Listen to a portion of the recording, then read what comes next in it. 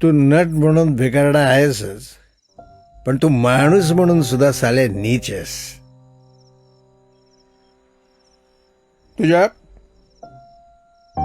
तुझ्या आजपर्यंतच्या प्रत्येक सुखदुःखात मी उभा राहिलो, आणि एवढ्या महिन्यात तुला माझी आठवण पण नाही आली. अरे एखादा रोग झाला ना तर तो साथ करतो, वाट सरते. एकटं पडणं अवघड आहे, फार फार अवघड आहे. माफ कर मला. मी रमलो रे, मी रमलो.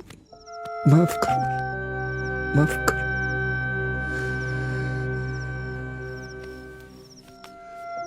लागलं नाही ना? नाही, चल चल.